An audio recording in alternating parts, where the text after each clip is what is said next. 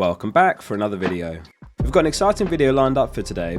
We mentioned in a previous video that FPL Review's points projections had just dropped. Using these numbers, Sertab Bilal from the FPL communities ran them through his optimization tool to identify the best differential team. He used the same tool last season to finish top 10k. The idea here is not to have a full squad of 15 differentials, but rather these are all valid players to consider chucking a couple of into your team. Think of it this way, you could go 100% template, which we previously did in a video. A very strong team, but due to the high ownership, the potential rank movement is reduced.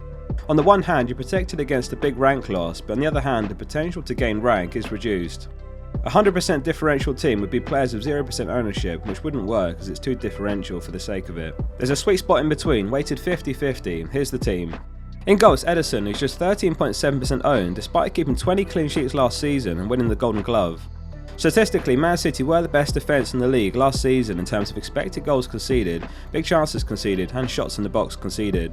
5.5 mil is a great price for a route into such a reliable defence with such great fixtures. The best time to wildcard should be around Gameweek 8 to Gameweek 12, so he fits perfectly into that strategy. Alexander-Arnold's the most popular defender with 55% ownership, and Robertson comes in with less than a fifth of that ownership and 0.5 mil cheaper. To play devil's advocate, last season Trent had 6.5 points per match, Robertson 6.4 points per match. On top of that, in the second half of last season, Trent scored 82 points and Robertson scored 117, a 35 point disparity. Trent's underlying numbers were far better over the season, however, so perhaps some underperformance on his side and overperformance on Robertson's. Food for thought though. Laporte's another top-class pick and only 5.2% owned. In my eyes, he's a serious alternative to 46% owned Cancelo, and he saves you 1 mil. Pep loves to play a left-footed player in left centre-back and vice versa in right centre-back. Laporte and Ake are the two left-footed centre-backs, but Laporte is first choice, and Ake's being linked with a move away. City's fixtures are so good that the double-up looks like a great differential in itself. Digne sits at just 3.9% ownership with 4 reasonable fixtures against Bournemouth, Everton, Crystal Palace and West Ham. He was a troll at times last season, but you can understand exactly why the optimization tool has selected him.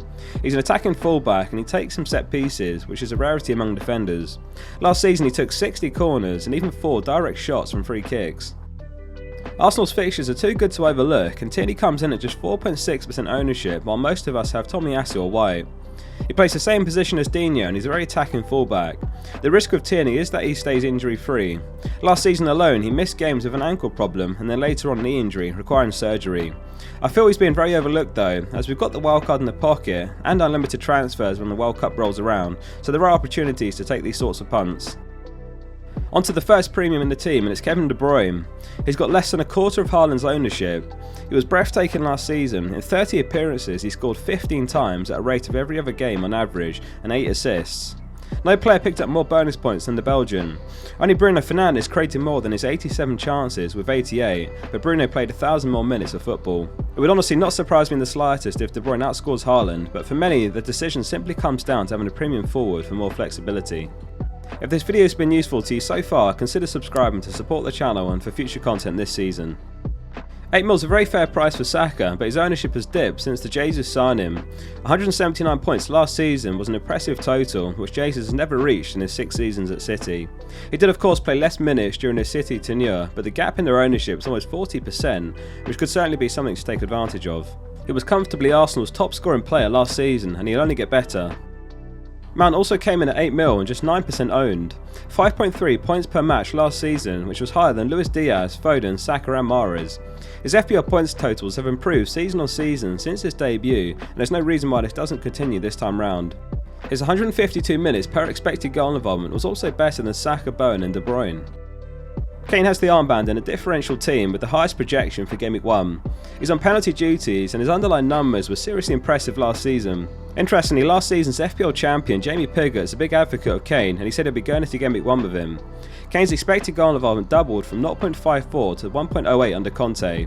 The only off-putting thing about Kane is that at times he played the 10 role, feeding the chances to Son who converted them. Jimenez is an interesting one. You can understand the optimization tool selection. He comes in at 7 mil and just 2.5% owned with some of the best opening fixtures. The concern with Wolves is they were extremely poor offensively last season and I need to improve on this significantly. Jimenez hasn't looked quite the same player since returning from his serious injury either. An interesting pick nonetheless considering how few forward options there are. Solanke's another interesting one too. Bournemouth's opening fixtures are poor after Gameweek 1, but he's nailed on penalty kicks and cheap relative to his alternatives. The tool has selected a bench which can rotate in for him in his tougher games too. We'll be hoping he does become an option because the lack of budget forwards has led to many of us running a front two of Haaland and Jesus. On the bench is Calleja, Doherty, McAllister and Pereira. Calleja is 100% on a void, he takes up a valuable Liverpool spot and Alisson is first choice. Doherty's a really interesting one. He was an explosive bargain last season and he comes in at 5 mil. He missed the end of last season through injury, so if he's back in time for pre-season and Gameweek 1 he could still be an option. The other factor is that Spurs are reportedly in for Jed Spence, who could displace Doherty if they sign him. McAllister is one name I'd completely overlooked. He started 20 of the final 22 games last season, though his attacking numbers left a lot to be desired. 5 goals and 2 assists over the season, but he had an expected goal involvement of 9.43, so perhaps one to keep on the watch list. Pereira is of course the best 4.5 mil mid in the game currently, so a no-brainer and still around 17% owned. And that completes the differential team. Again, the idea was not to go into Gameweek 1 with a full squad of differentials, but it is clear that there's tons of opportunity to break away from the template. At the end of the day, points are what matter, but if you pick your battles, it's sometimes a game of betting against the field at times. Hit subscribe for loads more content to come this season. Thanks for watching. See you soon for the next one.